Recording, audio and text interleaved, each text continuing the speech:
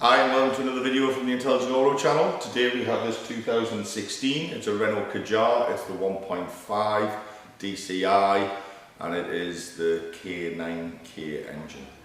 The customer complaint is, when you put your foot down, it loses power.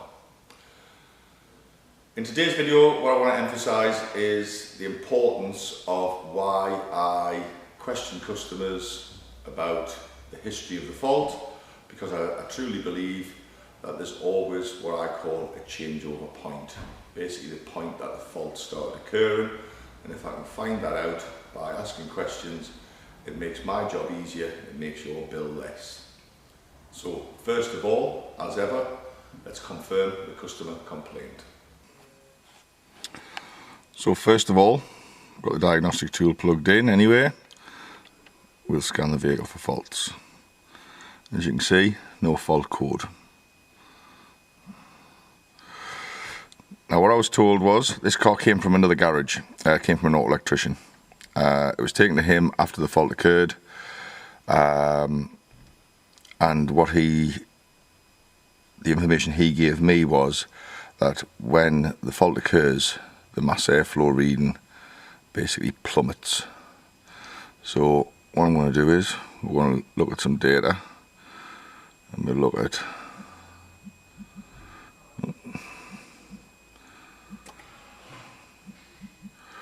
if we can find it. Airflow reference and estimated airflow. The reason it's estimated airflow is because it is a calculated value. What I'm also going to look at is engine speed and accelerator pedal position. So there we go, there's our data. Of course, just switched itself off.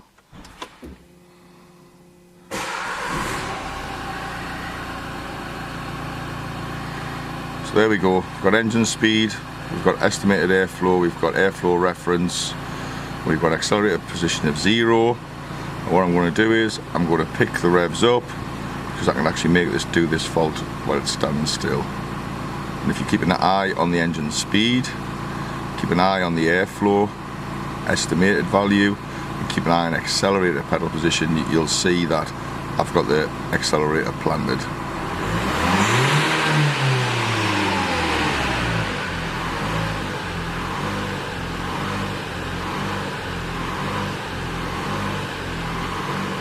As you can see, it's now labouring on.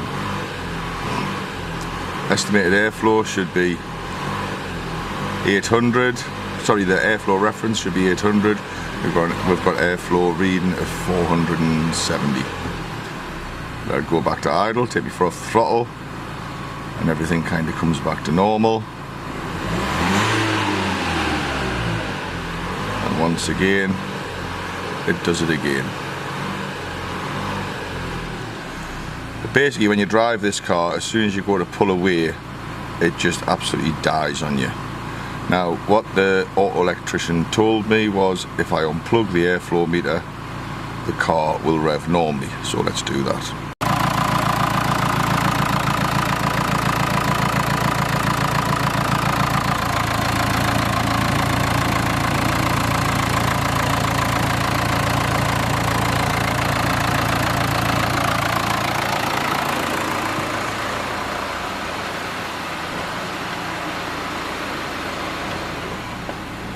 Straight away we get a check injection on the dashboard, but that's okay because we know why.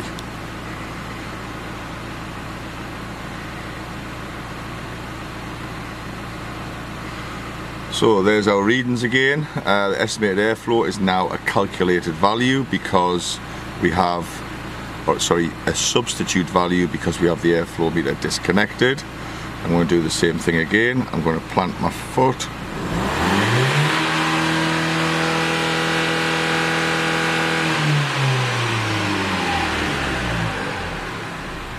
And as you can see, engine revs freely now. Now the electrician told me that he had a similar vehicle in his workshop at the same time, with the same airflow meter. So he swapped the airflow meters from one vehicle to the other. He actually put this airflow meter onto another vehicle, and the other vehicle worked absolutely fine. At that point, he was running out of time with it. He got back to the customer and said, look, it's not a fault for me, it's more of a mechanical issue, he believed, and he pointed the customer towards myself. So the car was brought to me, and like I said at the start head of the video, I always ask questions. The first question I asked was, at what point did this fault start to occur? And he told me he booked it into a garage for a service. It was fine before it went in, and it wasn't fine when it came out. And it was the garage that done the service that actually pointed them towards the auto electrician, because they believed there was an electrical problem with the vehicle. So let's see what we can find.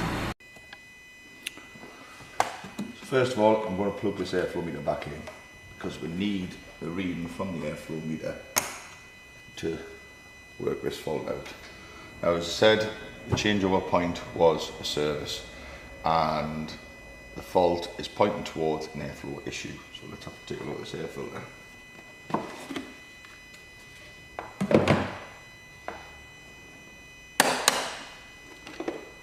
As you can see, we have a brand new air filter in there. So what I'm going to do is, I'm just going to pop that forward like so, and I'm going to jump back in the car and start the vehicle without the airflow, without the air filter fitted to the airbox, and see what happens.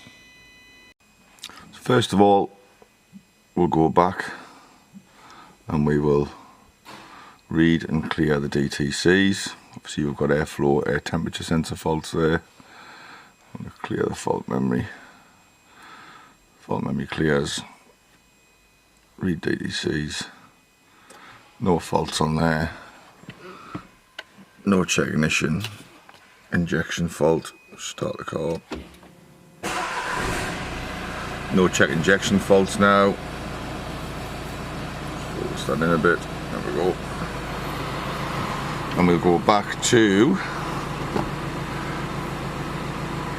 the data stream, and we'll look at airflow reference, estimated. I don't think I need to put engine speed and what have you on anymore. There we go. Got those two figures there. Focus in a bit. If it'll focus.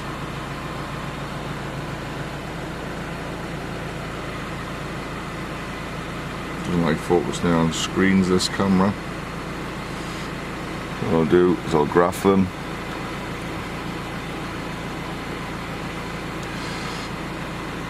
Easier as a visual, and we'll give it a rev.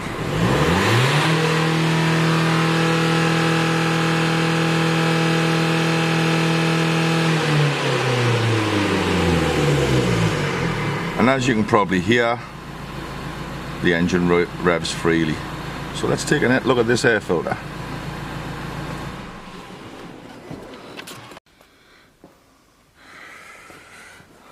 So as we can see, it's got a brand new air filter. But what I noticed was, or what we noticed is, one side of it has this fibre mat on it. Now the air filter when the vehicle come was fitted that way. What would happen if I fit the air filter that way? Tell you what, we'll put it back in the box and we'll try it. So what I'm going to do is, rather than put you on the scan tool, just we'll start the vehicle up and give it a rev and listen, and I'm sure we'll hear the difference.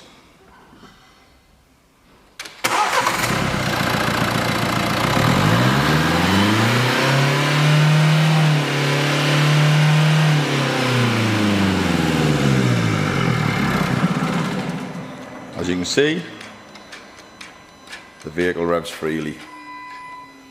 So the problem has been this air filter fitted the wrong way. I think, which we'll have a look at, this fibre mat is getting sucked into the airflow meter. So I'm just going to put that close to it, and we'll have a look while we get the car to rev and see what happens with that fibre mat. Right, so what I'm going to do is I'm just going to hold this air filter kind of close to the airbox. I'm not going to put it in because I'm not going to see inside the airbox. Start it up. Now rev it.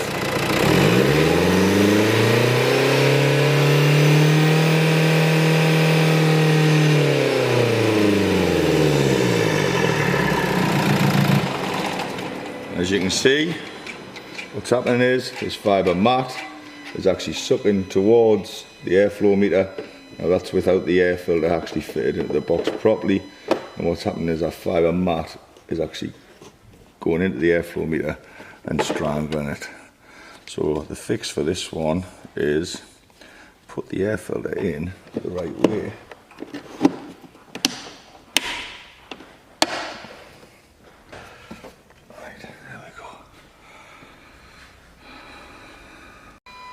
So that one was a nice easy fix, but just shows the importance of actually asking questions from a diagnostic point of view from the customer to see what was the changeover point. I'm not going to criticise the auto electrician. At the end of the day, it was given to him basically based on it's got an electrical fault. It didn't have an electric fault. He put his hands up and said, look, it's not a job for me. He's then referred the customer on to me, because he thought it was an issue with the emissions control system, it would be EGR or something like that. It's not what he does. So yeah, it came to us, but when customer was questioned, the changeover point was it was fine before it was serviced. So we call this one a fix.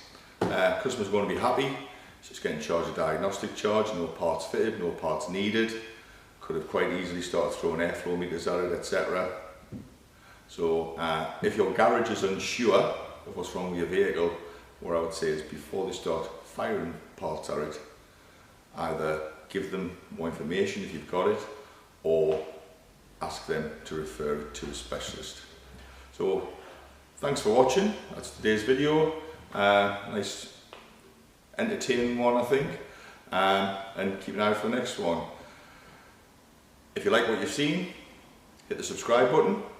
Hit the thumbs up, get down in the comments, give us your comments, queries on what you've seen, and keep an eye out for more videos coming. Thanks for watching.